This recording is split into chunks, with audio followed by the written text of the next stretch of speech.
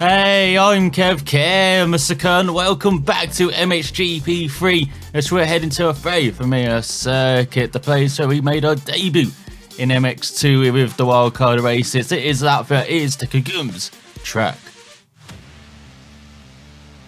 As here we are in Eastern Europe, and as you can see, the track looking very similar to how it looked in the wildcard races. It looks a bit drier as well from what I remember. It's a bit cloudier the weather than the wildcard races. Hopefully it'll be a dry race. It definitely is dry for the qualifying, so dry races I meant, of course. There we go, we're practicing our bunny hops and the final flip flops. Go across the line and now set our qualifying effort on our KTM, where we've had a very successful start to the season. Last time out in Mexico, we had our issues, no doubt, but still got a win. You know, he's got very solid results and maintained our advantage in the championship, even extended it over our French rival on the Yamaha, who once again is our rival here in Latvia. So that's a better line out that corner, you know, really using the width of the track there, which I rarely did in the wildcard races. Of course, having a wildcard race around it, should be very familiar with this track, of course. Oh, that was a whip and a half. Or a scrub and a half, should I say. And yes, you've got the flares everywhere. They're really slowed down for that corner. You can see this Latvia track, lots of tight corners. Quite a few jumps as well. So spectacular, but it allows for that passing. It's got some mountain, you know, it's quite wide open. Kind of reminds me of the old Belgian track from MXGP2. I just think we have in MXGP3. I think it's still in the calendar. As you go into the final corner, landing on the front brake, not what I wanted at all. He's going to cross the line miles ahead of everyone. 41-1. I would say that's a pretty good qualifying. As, yes, we're almost 5 seconds ahead.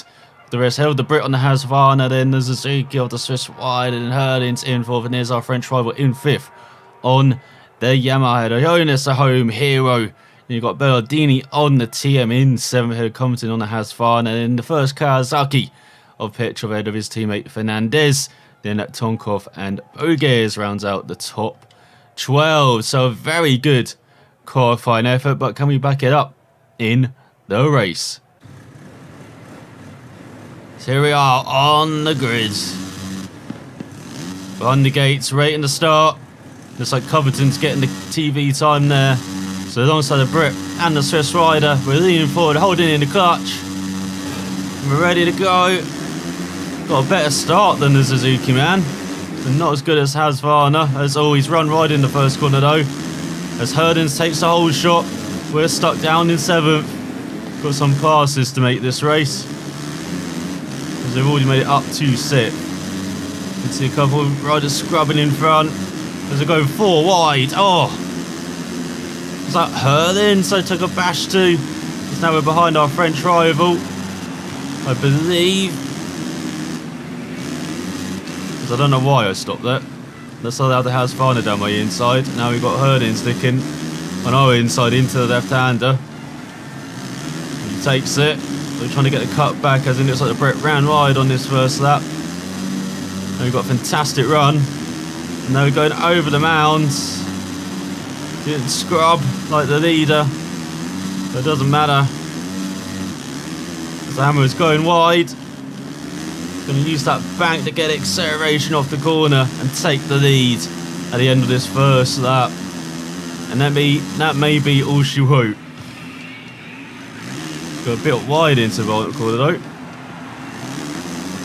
Back out nicely for the second. There's Osland, the Swede. I thought he'd go over his crashing tendencies, but it doesn't look like he has. He's down this first lap. So we're now on the second lap. Looking to extend this and hold this advantage for the rest of the race. as this is the first race I've taken part in after the patch, which came at the end of last week on the Friday.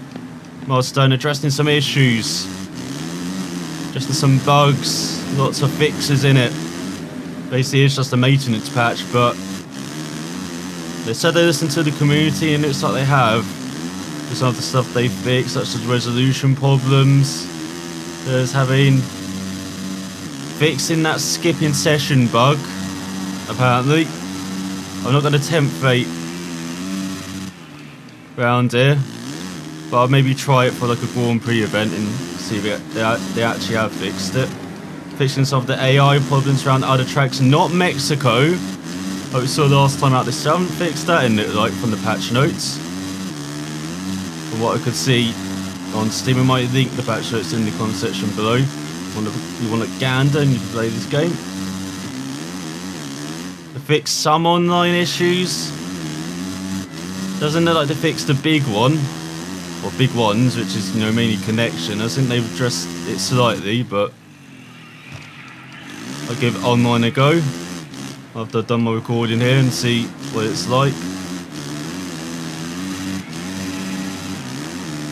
But I haven't just addressed the big bug until around halfway through this race now, which is when you sometimes connect to an online session but can't race. It doesn't look like they fixed that one yet. But they fixed some timing things and like time trial.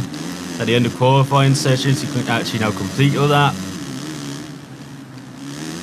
rather than before. So yeah, they addressed lots of things milestone in this patch, and hoping to see that it actually has fixed those things. As this is a pretty solid game. You know, on the new continuously new engine, you expect some issues. During its milestone, you expect some issues. And we've definitely had that with this release. I know it's been a bit worse for some, the PC version, while I appear to be quite fortunate with relative lack of issues, online aside. And that session skipping bug. No, and any problems with like resolution or major graphical issues. You know, you've seen some pop in. Seen slight issues with that, slight stutter. I remember when I first recorded, but seems to be running well. A well optimized milestone game. I know it's very strange to say that, but hopefully as they get used to this engine as well, things will get better with like gravel, which has seen some previews of. Looks like it won't be out for a while, though. They delayed it. I thought it was coming out this summer, and it looks like they delayed it for a few months. May even be coming out early next year now. And maybe that's the best for that game, because there's a certain game which has come out very recently, which is very similar, called Dirt. And following up with gravel, people will be asking where's tarmac coming? Is that coming in the winter? So yeah, probably best that they distance gravel's release date from Dirt. Let all that hype die down, get that game really well optimized, even though it can be seen as, you know, I'm also just trying to copy Cody's the off-road racing. It looks like it's a very different game. It looks like a bit more of a throwback. It's more arcadey, like something I played in the arcade machines when I was a teenager. And I was like waiting at the cinema, you know, waiting for a movie. I remember doing that quite a lot, playing on the arcade machines. Back in the early and mid-thousands now. Kind of aged myself, haven't I? But yeah, it looks like a throwback to those type of games like Sega Rally or V-Rally. Which haven't really had a game like that for ages. You know, those two franchises have just disappeared into the abyss. Which is disappointing for V-Rally. I remember I really loved that game growing up. At first I remember I expected a typical rally game like Colin McRae Rally. Or like Richard Burns Rally. There on, but it was just this racing game with rally cars around off-road tracks, and it was superb fun. I remember having that on, I think it was on the Game Boy Advance. I had a version of V-Rally. Gonna have a look through my Game Boy Advance collection. I still have all my games, but I still have the console as well. Same with the Game Boy Color. Still got that somewhere with my Pokemon Reds and Blues and the Robot Wars game. Can't remember the name of it, but I was playing this Panic Attack all the time because I like winning with that useless machine in the grand scheme of things. Still can't believe Panic Attack won an overall series, but shows how far Robot Wars has come. That the latest winner, Carbine, he would destroy Panic Attack in a second. He'd just stare at it and Panic Attack would be in shreds. So yeah, that's how far Robotics has come in like 20 years in Robot Wars. Can't wait for the next season of Robot Wars, but it has become kind of a spinners zone, which you unfortunately saw like mostly spinners in the latest series. I would like to see the old school flippers. Love my flippers. I was growing up for like Chaos 2, Panic Attack. And then I do quite like my spinners with like Hypno Disc. And then you have the more unique designs like Razor as well. Behemoth is still around.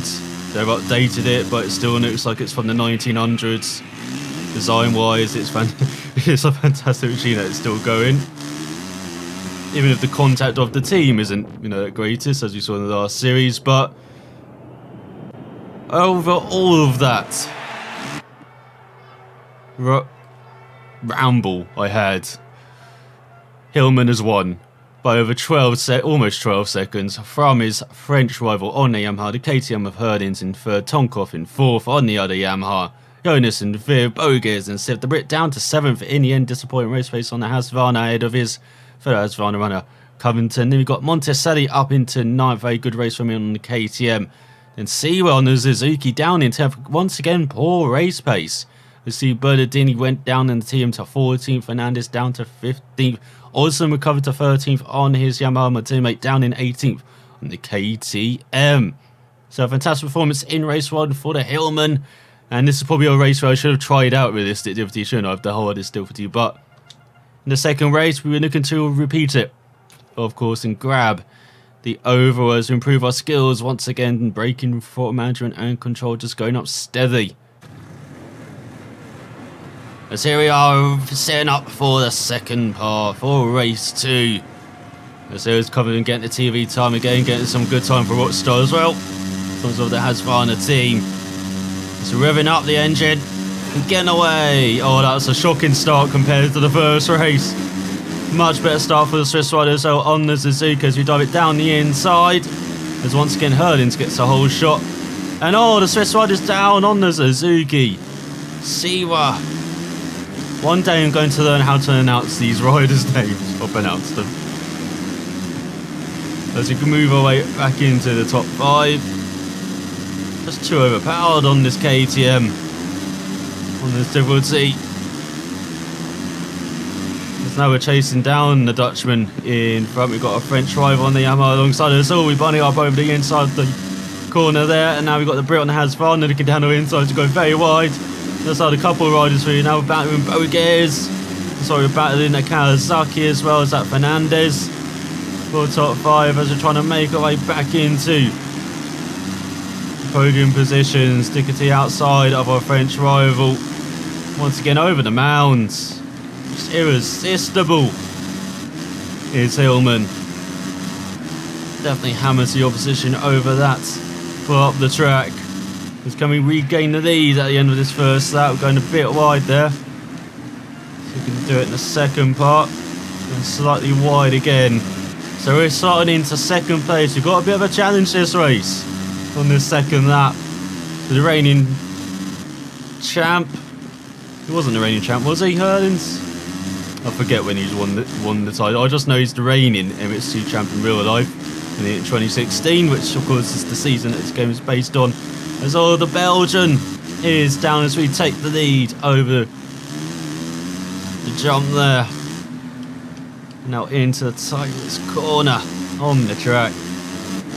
You can see taking a slightly different line than I did from the wildcard races, so the coming qualifying can take that exit a bit wider, get on the power a bit better. Now we're going flat out over these ruts. Nice jump, and then the flare corner. Look at all those flares, all different colours as well. White, red and blue. Could be forgiven for thinking we're in America for a second there. Let's go into the left-hander, taking that in third gear and just can it with that momentum, just changing on the gears, no real braking going into that corner, just with the momentum slotting into the rut, going through that corner. And the Hammer's definitely got the momentum at the moment. Getting away from the opposition like a hell. As now we come to flag corner, they've got all the different flags on the right hand side, all the different nations. Got some Canadians and Australian flags even. And then we end with some flares at the end of that. There's a 39. Just broke the 1 minute 40 mark. The Hammer is hammering on. Is this that? Sue down. Unfortunate to see. It's around halfway through this race. And yeah, I think we definitely got the hang of this MXGP3 game. It may be time to actually move it up to realistic already. I said I was going to go on hard difficulty through the rest of the tracks just to see, just as a benchmark to see which tracks I could go on hard difficulty or realistic, but it may just be time to pull the pin and go into realistic now. This is getting ridiculous now. The South African is down, having a very difficult round he is. Stuck in the mid-packers. Oh, once again, I don't know why I'm doing that into that corner. We're just cutting it for some reason. No real need to do that, as all the Swiss riders down again on the Suzuki. We saw it in race 1, we've seen it again in race 2. That's not the kind of full house you want to achieve on your MX2 bike. It's coming to the end of the third lap. No real breaking into that penultimate corner either, just down to second gear. That's maybe one of the things I'm going to realise now, is that there is much less braking I need to do. At first a bit cautious with all the ruts appearing, even though the track deformation, but if you just hook up a groove, just follow that groove, it can, you know, help you steer the bike and really line you up through a corner. So that guy is down again. Oh, there we go, into the hairpin. So there's much less braking going on now, you know, much more confident with this track surface. I mean, my own abilities as well in this game, of the Hillman's abilities, of course. Very good at the top of the MX2 Championship as well. That was a dirty scrub. So go slight braking into that corner. No real heavy braking going on around this track. No, even into the tightest corner on the track, you know, after that jump through the right hander, you already kind of, you know, not going full pelt into the corner, so you kind of engine braking it down, and then with the huge ruts there, as what I was saying, you know, helping you get around that corner. Yeah, no major braking going around this track. So you go lift off, and then you can see just hooking it up into that apex with the ruts as you do a 39.8. Let's go on to the final lap in Latvia. Hillman has done the business again. I could probably afford to do this final lap backwards. That's how well he has been going. Of course, a track I'm very familiar with, as that's not the way to do that right-hander. So we go into the tight corner, no braking at all, as you can see. Just letting off.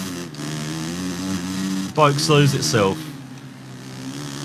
So yeah, that's the major difference from when I first started playing MXGP3 to now. That I am realising, you know, much less brake, just go with the flow a bit more. It definitely is work and definitely am fast. So you can see 39.8. I think I was doing 41s in those wildcard races.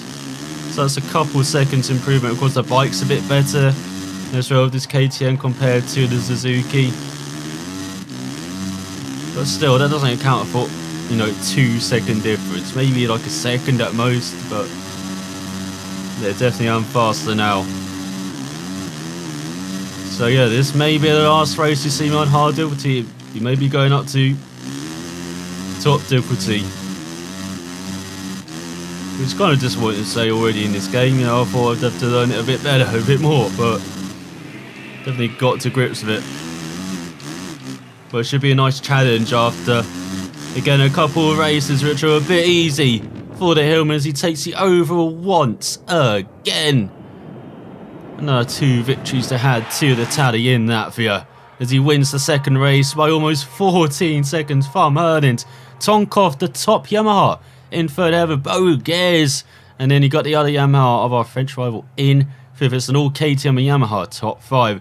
Have the top Husqvarna over Covington in 7th. Had the home hero and the KTM in 7th. Disappointing weekend for Jonas. You've got Monticelli in 8th and another KTM. Husqvarna of the Brit in 9th and Osland. See, this is what happens when he actually stays on the bike during the whole race. In 10th on the Hammer, just ahead of the TM of Bernardini with Fernandez in 12th, the leading Kawasaki. So after those couple of races, you take the overall from Hernand with Tonkov in third, joint third with his teammate with Bogues rounding out the top 5. And in the championship, we've got a 41-point lead and almost 2 race win lead over our rival. We've got a 60-point lead on Hernand's, 80-point lead on the Brit, with Bogues just 2 points back behind him in 5th. Tonkov getting up there into 6th ahead of Jonas. Then we've got Bernardini in 8th, Covington 9th, and the Swiss rider of a horrible weekend on the Suzuki in 10th, or joint 10th, with Monticelli had a solid weekend with a couple of top 10 finishes on his KTM, with the Kawasaki Fernandez in 12th. So I was saying that it's the last weekend we're going to do it on hard difficulty. So come back next time as we improve our reputation, credits and skills to see what it's going to be like for the Hillman. Will it be much tougher competition next time out? I definitely expect it to be. So now for watching, I'll see you then.